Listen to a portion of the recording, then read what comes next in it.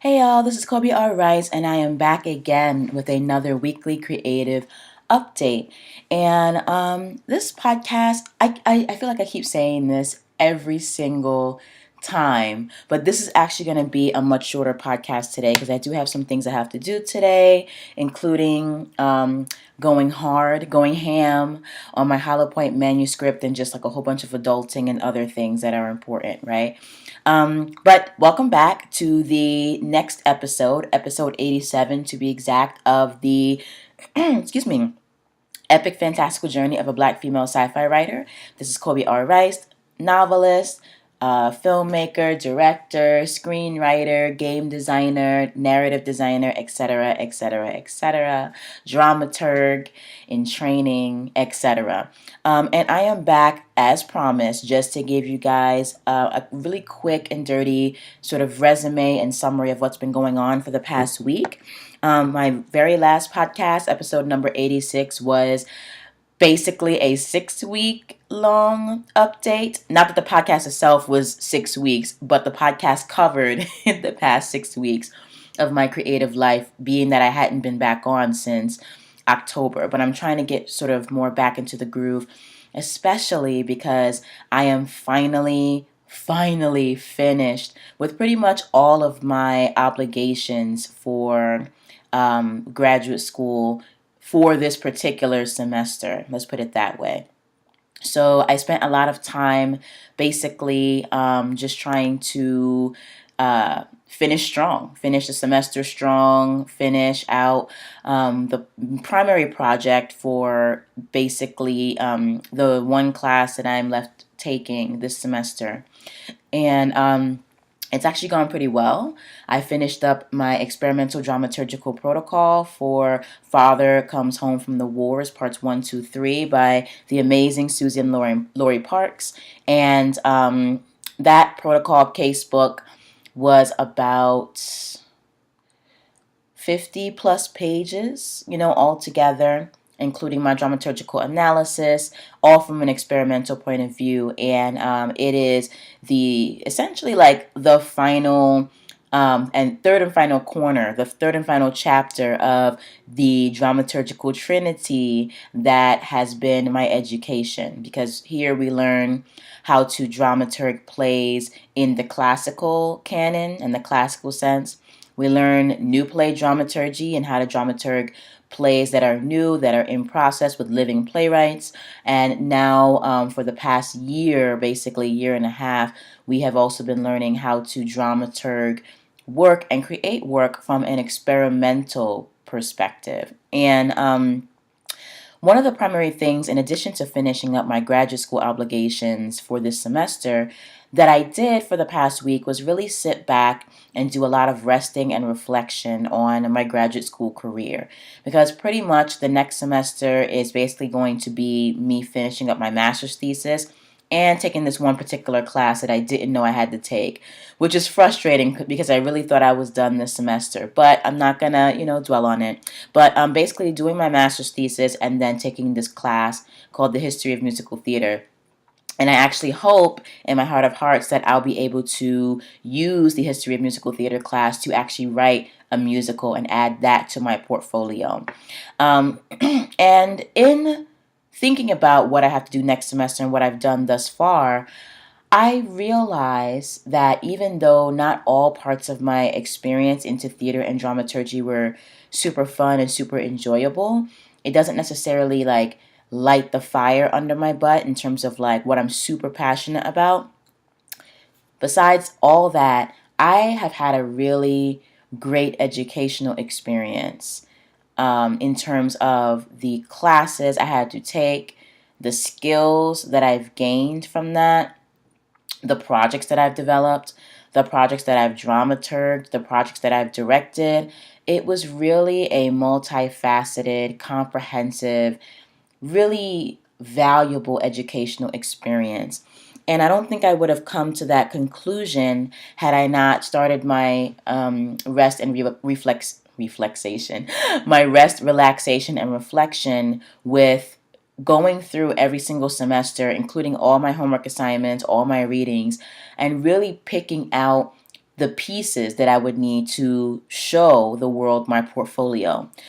So as I mentioned to you guys a couple of podcasts ago, I am now looking at job preparation, preparing for jobs, preparing my portfolio to send to people, just getting all those things together, figuring out what scholarships and fellowships and opportunities I want to apply to across all the industries in which I have experience, which means publishing, writing, whether that's creative nonfiction, or technical or theoretical, theater and dramaturgy, screenwriting, filmmaking, producing, game design, narrative design, game writing. I am preparing a massive portfolio that will basically be navigable for whatever industry that I am applying for. And basically, because the past 3 years have been super focused on theater and dramaturgy, with, of course, some, maintenance of my novel writing career, my author career, and my screenwriting and filmmaking careers. I've had to go through every single semester of my experience here and really pick out pieces of my homework assignments, pick out projects, pick out certain lectures that I've taught in order to really showcase the dramaturgical skills that I've gained. And upon being forced to do that, to reevaluate each semester with an eye toward marketable, deliverable materials, I realized that I do have a lot to show for my dramaturgical experiences. And not only do I have a lot to show, but I have a lot to show in different areas of dramaturgy. Like I mentioned before, experimental dramaturgy, new play dramaturgy, classical dramaturgy, which includes the four Roman history plays that I am dramaturging and working with and doing a portfolio for my master's thesis. I've also done some musical dramaturgy, which is really great and not really something that you see every day. And this has been not just the shows that I've dramaturged, because I've dramaturged the Addams Family musical, but it's also included the pieces that I've written and also co-directed and dramaturged for my experimental dramaturgical classes. For example, for contemporary trends, I basically created, for my part of the project, I created an experimental theater piece called The Blackwashing of Charlie Bucket, which that's basically what I had named it after the fact. And there are lyrics and musical pieces involved in that. So in a lot of ways, that's an experimental dramaturgical part of my portfolio that I can show, which includes the script and includes the moment making and the actual dynamic, how do we say it? The dynamic scenes that we created together, but that I created individually for the show. And it also includes the lyrics that I wrote and adapted to the very well-known Oompa Loompa song from the actual movie Charlie and the Chocolate Factory with Gene Wilder. And so the score is not mine, but the lyrics themselves I wrote are mine. I also, again, in the Death of King Arthur production that we put on this past spring, I basically created a casebook with my research into my storyline, which was Morian, the Black Knight of the Round Table. So my research plus all of the dynamic moments and dynamic scenes that I created in vivo with my collaborators and also by myself. That in itself is a casebook for experimental theater, but also I wrote a script, I wrote 3 sets of lyrics, and my wonderful music composer and producer, Tyler Berg, composed 3 different tracks for the lyrics that I wrote. And that in and of itself is musical dramaturgy and musical theatrical writing. And so just looking at that part of my portfolio, there are three individual musical dramaturgical experiences that I can put onto my portfolio on my website, or, just like a hard copy portfolio where I can just hand it to someone and say, this is what I've done, this is what I can do. And it's just really empowering to have that kind of experience under my wing, on my resume, on my actual website that I can literally hand someone and show them what I can do. And so, basically it's just looking at those things and itemizing all the things that I've done for the past 2.5 years has been extremely, extremely beneficial to me.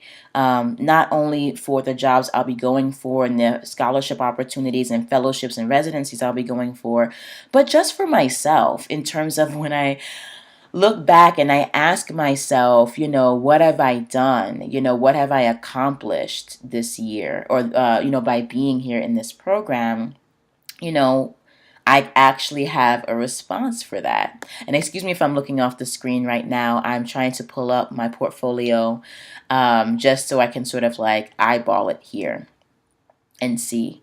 Oh, from that portfolio too, just FYI, because I am super interested in adaptation, and a lot of my work, especially in the experimental field, is not only experimental dramaturgy and musical dramaturgy, but it's also adaptation dramaturgy. That's another part of my portfolio that I can really itemize and say, these are all the adaptation dramaturgical projects I've engaged in. So on its face, in this particular program, we developed competencies in three areas, classical, new play, and experimental. But individually, I also started to develop competencies in adaptation dramaturgy and musical dramaturgy, which is great. But anyway, getting back to my original point, this really helps me to understand, even though my experiences have been great in some ways and really challenging and hard in other ways, when I look back on the reasons why I came to this program and what I was able to get out of the program, I feel really good about where I am and what I've done. And if I hadn't had that moment of reflection, I might not feel as good about it. And I'm not trying to rewrite my history in the program either. I feel as though I had experiences that were equal parts good and equal parts not so good. But really being able to retool and pimp out and then like sort of parse out the things that really benefit my career has left me with a really positive feeling as to how I've spent my time here. And granted, I don't think I would feel the same way if I myself hadn't pursued particular opportunities just on my own in addition to the program. But I guess the lesson there is you get out of an experience what you choose to get out of an experience. And as long as you work hard, even if you don't necessarily know what the end game is, you can always look back and really understand the different skills that you've gained over the course of a certain period of time and the certain deliverables that you've gained. And, for the most part, even for the theoretical stuff that you guys know that I hate, I am able to even turn that part of my education into a marketable skill by pulling all of my theoretical analytical papers and saying, here is my acumen at theoretical analysis. If that's what you need for, your exhibit, if that's what you need for a particular theater piece, if that's what you need for, your theater magazine that you run and you want somebody to write a theoretical article on things, here is what I can do. Here's what I've done for the program. So even those parts of my experience, I have been able to turn into a marketable skill. And again, that's just a matter of perspective. So, Okay. Sort of a long spiel on the lessons I've learned from graduate school. But as you guys have noticed, this particular podcast is entitled The Power of Finishing Energy. And, how I've come away from my graduate school program is a big part of how I'm looking at my finishing energy right now, basically. A part of that finishing energy was again getting together all of my portfolio materials and really understanding what I'm getting out of the program. And there are other parts of my creative journey that are experiencing a lot of finishing energy right now, and that have experienced that in the past week. And so that is the key word for this month. Finish, finish, finish. And then towards the end of the month, maybe like the last week, it's prepare, prepare, prepare. So we'll get into sort of what I'm trying to do at the end of December, but I just, again, want to get back into my creative milestones. So that was graduate school. For the rest of what I'm trying to do for graduate school right now is, again, because I'm on finishing energy, finishing up my readings of Julius Caesar and Antony and Cleopatra so that I have a world view, a bird's eye view of the Roman history tetralogy. And the preparation part of that is to really figure out, okay, I know what happens in all these stories. I see these characters, I see these themes. Where do I want to go from here in terms of taking these themes, these characters, these plot intertwinements into 2019, and how do I want to basically marshal this into a master's thesis? So that's what I'm trying to finish for graduate school this month, as well as my master's report that is coming up supposedly today. We're supposed to be getting the question via email or wherever today in our inboxes, and I can start my work on my master's report as soon as it comes in. So master's report and finishing these plays and preparing a plan for January 2019 in terms of what I want to do for my master's thesis. Like, that's what I'm doing for graduate school. And that's what I've been doing in addition to finishing up everything else. Finishing energy. For the past week, The Bohemian Badass has been getting a lot of finishing energy, which is great. I actually went back, like months back, and I finished and polished 2 screenwriting development workbooks, which was really great. So those are ready to put up at The Bohemian Badass for my course, Plot Like a Badass. As I told you guys last week, I finished up 4 horror development workbooks, horror screenwriting development workbooks for The Bohemian Badass, 2 of which are actual development workbooks, and the other 2 of which are study guides, which are great. I also updated and polished and finished 4 TV writing workbooks this past week, which is great. 2 of those are actual development workbooks, and 2 other of those are actual study guides. So it's just, I guess I'm just sort of putting myself into my own patterns here, creating workbooks and study guides. But it's like, I don't feel comfortable handing just a blank workbook to someone and say, here, develop your screenplay idea through this workbook. Like, I like having the study guide next to the workbook so that if you don't know what a particular prompt means, you can look at the study guide and figure it out. And not figure it out, but actually read it and find out what it means. And the study guides come with actual examples from actual TV shows and movies and horror movies so that you understand like what you're supposed to be developing for your particular horror movie or screenplay or whatever. So that's sort of how I roll. I guess that's just sort of my own structure in terms of how I like people to work through workbooks. Have the workbook and then have the examples, right? So I finished 4 TV writing workbooks, 2 screenwriting development workbooks, and then I continued working on the Create Your Badass TV series development checklist, which is the most polished prettiest looking workbook that I have in my arsenal right now, and it's supposed to be a free opt-in, like a free gift on thebohemianbadass.com in exchange for your email address if you want to get it via email. And I started working on that months ago and actually got about 50% of the way through. But since I'm now on my finishing energy game for the month of December, I would like to finish that and have that available as of January 2019. So that's sort of what I've been working on for the past week, and that's what I'll continue working on for the rest of the month until it is done and ready for upload. Creative Uni has been getting a lot of finishing energy. So basically, I've been focusing on finishing out a huge chunk of the filmmaking and directing classes that I'm signed up for on masterclass.com. So I have been, as you guys already know, I already finished Martin Scorsese's filmmaking masterclass and Ron Howard's directing masterclass a couple of weeks ago. But now I have an eye towards finishing out Spike Lee's independent filmmaking masterclass. I just started Werner Herzog's filmmaking masterclass, and then I am sitting Mira Nair's wonderful independent filmmaking masterclass, and I just love it. And I'll be finishing all three of those classes this month.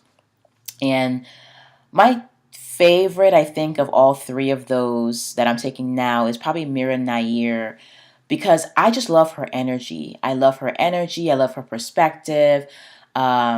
The way that they shot the masterclass is also very inviting and like very girly and feminine, but also like very strong and unique and colorful and bright. And I feel like that's a big part of how I look at the world and my personality. Even though I write really dark, gritty, scary, bloody stuff, my outlook on the world is not that. My outlook on the world is very bright and colorful. If I could describe my writing, it would be blacks, grays, whites, dark greens, blues, and like blood reds, right? But if I can describe my personality, it's very much like bright reds, oranges, and yellows. And she's just giving me that color vibe in her spirit and in her perspective, and she has some wonderful things to say. I haven't even watched any of her movies, and I want to watch all of her movies because I just want to experience more of her voice, and it's really wonderful. Of course, I also really enjoy Spike Lee's masterclass right now. I wasn't, I didn't really hit a turning point in how I felt about Spike Lee's class until I think lesson number 9 or 10. For whatever reason, I wasn't connecting as strongly with his class until he said some really awesome stuff in lessons 9, 10, and 11 that I really loved. And this is not to say that the class isn't awesome. It is, but in terms of like personal connection, that's actually really important in terms of teaching. And it's not really up to you to try to foster. I mean, you can foster that, but like people are going to connect with their personality and then some will not. And I love Spike's personality. I really do. But for whatever reason, like the vibe wasn't like turning on that light bulb until about lesson 10 or 11. And so I really love his class, but I think my voice and my perspective are more along the lines of Mira Nair and Ron Howard at this point. Werner Herzog, I haven't really gotten into his class, so I can't really give you a perspective on his class yet. But he's done some really amazing things, and his perspective is obviously going to be valuable. So in terms of finishing energy, I'm going to try to finish those 3 classes. I also finished a beat by beat, act by act, and sequence by sequence breakdown of Alien, the first movie, and I'm going to be looking to do probably another one by the end of the month. It's not a hard goal because doing movie breakdowns is just a part of how I learn more about movie making, filmmaking, especially about with regard to sci-fi, fantasy, horror, and action. So that's an ongoing process. There's never going to be any end to that. So there's not really any finishing energy to be had with that, except for finishing like a particular breakdown. But usually, if I sit down to watch a movie, I'm going to be breaking it down at the same time. By the end of the movie, I'll have my breakdown. So the next movie on the docket for that is Aliens, #2. These are my favorite movies of all time. And I have a whole big binder. Actually, I have three big binders that will be used specifically for beat, sequence, and act breakdowns of all of my favorite movies in the genres of sci-fi and fantasy, action thriller, and horror slash survival horror. So Alien was the first movie to get that breakdown. Actually, A Quiet Place was actually the first movie to get that breakdown. And Alien is the second movie. Aliens will be the third movie. And then I will also do The Raid and The Raid 2 as my next movies. So, yeah. So I'm just trying to like get that on point. And if I could add any finishing energy to Creative Uni, I would add Aliens and that breakdown as a part of my finishing energy. But I'm not going to. I don't want to overload myself. The point of finishing energy is to finish out current projects, not to start brand new ones, right? Oh, another thing that I wanted to add, going back to the Bohemian Badass, is that I am strongly considering trying to apply finishing energy to my artist and writer self-care journal that I started in January and February of this year. The content is already done. It's about organizing the content into an actual neat and beautiful graphically designed workbook. And that is the part that I'm not sure I'll be able to get done by the end of the year, but we'll see. Because once I have one page done, a typical template done, I just have to replicate that page 365 times, right? So maybe I'll just try to do that because the self care journal is super important. I journal pretty much every day on the things that I do and I achieve and how I spend my time in my day.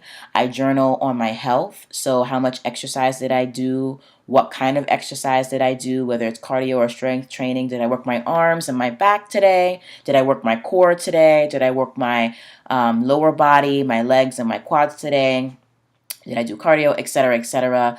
I log the foods that I eat every day. I mean, and I journal a lot. I also journal on my self care in terms of where I'm feeling emotionally and psychologically every day. I journal on the things that are happening in my personal life and the reflections that I have about those things. And I also journal my writing progress every day. My writing progress, my world building and plotting progress, and my development and idea creation progress. And so I want to organize all of those things that I journal into one big fat writer slash artist self care journal that I want to make available for sale at thebohemianbadass.com. The PDF will be free and the bound version will be for sale. Just like the I forget what that other really amazing journal is called. The Dream Journal or like it's this really great, amazing, like Pursue Your Dreams journal that's really popular online that I have a copy of that I stopped using, not because it's not amazing, it is, but I just wanted something more tailored to me as an artist. And so I want to offer that to you guys as well. So I think I will add that to my finishing energy list for this month because it's been sitting waiting for my attention and my love and I haven't been giving it. So I'm adding that. Okay. Let's see. And as I mentioned to you guys before, I also am. I wouldn't say this is a finishing energy because this is a project that's going to be going on for like the next 6 months. But I finished the first phase of my job preparation journey. Again, collating all that experience, updating my CV, getting my portfolio pieces together. I actually have to go tomorrow and print a lot of my portfolio pieces together and put them in like a nice, neat, big, fat binder so I can just hand it to people at the end of my year here and show them, hey, this is what I've gotten done. Thank you so much, right? Um, And of course, obviously, on the things that I have to do for my finishing energy plan, I will also be finishing out Hollow Point, period. Period. Hollow Point Part 1, at least, Fraternity. Because it really is just about time to do that and to release that book. And I really, at this point, I care about the quality of the book, but I actually have been reviewing a lot of my writing that I've been so hard on myself about, and it's actually really good. Like, I've just been giving myself a really, really hard time, and I don't really know why. I guess it's because the Books of Ezekiel is like my baby, and it's my debut series, and it's my big sort of, um, it's my flagship series. Like, it is the magnus opus of my entire author sort of portfolio. And I know this because I've already prepared and planned for other series that I want to write. You know, the Forever Files, Undaunted, The Hitman of Happily Ever After, the Asylum series, um, all the other sort of spin off series from the Books of Ezekiel. And they're all great. The Sentient series, they're all great, amazing series. The Camille series, At His Right Hand, all these amazing series I want to write and that I've been developing and working on slowly and surely. They're going to be amazing, but I know in my gut that the Books of Ezekiel is the flagship series of my entire author career. And I think that's why I've been so hard on myself. And I really just, again, need to hark back to my podcast of like 6 months ago now and really just focus on the process and not on the product. Now, when it comes to finishing energy, I have to admit that it's very much a product focused goal. It just is, right? Because when you're trying to finish something, you're trying to get a product out of it. In the ideation, development, creation, writing phase, that really is about more process than it is about product. But when you're editing and you're polishing and you're marketing, you're selling, you're finishing, and you're pitching, that really is about product as opposed to process. Now, that in and of itself can be a process, but it's a process that's geared toward a product and an end goal. So I think that really jumping back into the process part of this finishing energy, whatever process there is left, is the important thing. You know, enjoying the writing, enjoying my characters, just be completely flawed and be assholes, but then have that sparks of life and that spark of just hope in them is what I really enjoy. Um, I really love my characters. All of them. All of them have their own agendas. All of them, you know, have their own set of ethics that they are willing to follow and then break depending on the situation. There's a lot of conflicting, you know, conflicts of interest, you know, that turn allies into enemies just because their interests conflict, and a lot of trying to balance two worlds that are impossible to balance. And I love it. I love it. So I am going to be trying to work on that for December. I'm trying to get that out by December 20th so people aren't bombarded with all these other sales and stuff on the 25th. And also I'm trying to get it out by the 20th because by the 23rd or at least maybe the 22nd, I'd like to be done with the majority of the stuff that I need to finish this month. That's my goal. That's my hope. Not saying I won't be working because I probably will be working through the holidays, but I want to do the majority of my like hard work for the first 3 weeks of the month and then really take some time to enjoy my holiday, because a big part of my finishing energy is of course wrapping up this quadrimester, this final quadrimester from September 1st to December 31st of 2018, because I do have to do that. You guys know I do my at least prior to 2018, I was doing my quarterly updates, right? And my quarterly creative achievements summaries. And this year, because, you know, I seem to work better with quadrimesters, I've turned that into the quadrimesterly update. And so I have to do that for the third quadrimester of the year, which is September 1st to December 31st again. And so I have to do that as a part of my finishing energy goals. I also need to do an entire 2018 wrap up for all of the months, just basically looking at what I've gotten done over the quadrimesters and like recording a big fat long podcast on what I've done.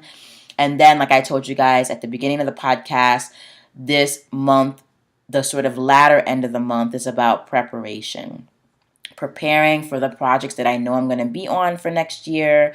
I've already prepared my marketing schedule for at least the first month of the year. It's already getting full up, which is kind of crazy. I'm preparing for the massive launch of our USA Today bestseller list leaning urban fantasy box set that I'm a part of. Another part of my finishing energy, actually, by the way, is finishing world building and outlining for that particular novel this month, so I can jump on writing it in January. Um, and I am also just preparing, just generally, for the kind of year that I want for 2019. So I have to do, again, my 2018 Creative Achievement Roundup and my Q3 2018 Roundup. And then for my preparation, I need to sit down and really think and organize my thoughts around what goals I want to aim for and achieve come 2019, right? So the final week of December will really be about preparing for 2019 as a whole, mentally, emotionally, creatively, and also preparing on more of a short-term basis what I'll be doing for the final semester of my graduate program in graduate school, preparing for applying to jobs, and also preparing just even more on a short-term basis what I'm going to be doing for January of 2019. So finishing. That's what I'm up to right now. And, I'll pretty much be working on all those projects I mentioned for the rest of the month. So I am looking to hold myself accountable publicly as I usually do. I will be back again on Monday. What is that? December 10th, December 17th. And when am I signing off? Am I signing off December 17th? I might actually sign off for the holiday break on December 24th. So I think you guys will get my final update, final weekly update on December 24th. And then you guys will get my quadrimesterly update and my 2018 Creative Achievement Roundup on December 31st. And then on January 1st, as usual, you guys will get my 2019 creative goals like I usually do. So that is the plan for this month. And wish me luck, guys. I feel really good about where I am. I feel really good about 2018. I mean, 2018 has been like a creative achievement year to end creative achievement years. I mean, I didn't think it could get better after 2017, but it has. And I am just so excited. I cannot wait to see what is going to happen for 2019.